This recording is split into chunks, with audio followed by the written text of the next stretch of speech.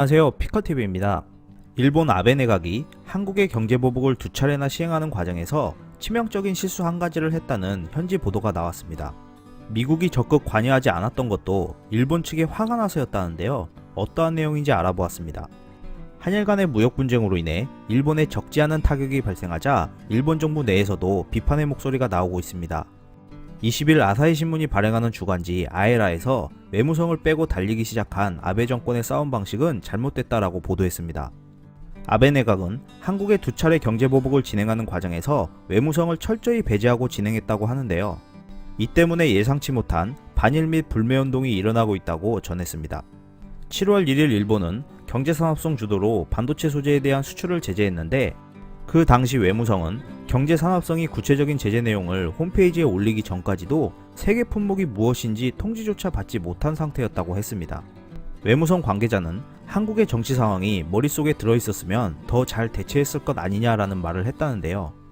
일본은 당연히 했어야 할 외교 채널도 움직이지 않았고 동맹국인 미국에 사전 통보도 하지 않아서 미국 정부 관계자가 몹시 분개했다고 합니다.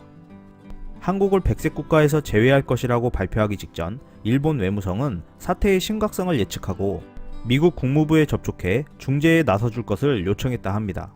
그래서 미국 정부 고위 관계자가 7월 30일 한일 양국의 분쟁을 일시 정지하는 스탠드스틸 합의를 제안한 것이라는데요. 미일 관계 소식통에 따르면 미국은 8월 2일 단행된다는 백색 국가 제외 정보를 입수하고 방콕에서 열리는 한미일 외교장관 회담까지 기다리면 늦기 때문에 선수를 치고 미국 고위 당국자가 중재에 나선 것이라 전하고 있습니다. 이러한 미국 움직임의 배경은 일본 외무성이 미 국무부에 요청한 것으로 트럼프 대통령 또는 폼페이오 국무장관이 일본을 카운터 파트너로 요청하면 사태를 바꿀 수 있다는 조언이 발단이 되었다고 합니다.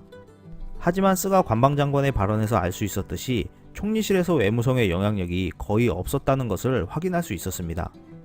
또한 청와대 국가안보실장이 7월 말 극비리에 일본에 파견되어 야치 쇼타로 국가안보 국장과 담판을 지으려 했으나 유감스럽게도 좌절되었다고 합니다.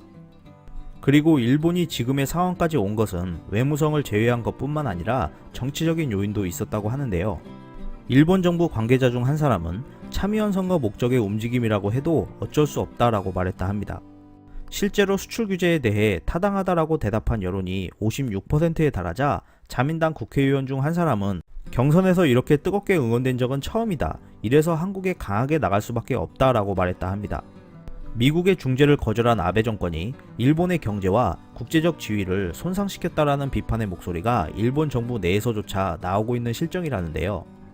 일본의 탈출구가 보이지 않는 가운데 이러한 상황을 어떻게 대처해 나가는지 지켜봐야 할 것 같습니다. 이상 피커TV였습니다. 감사합니다.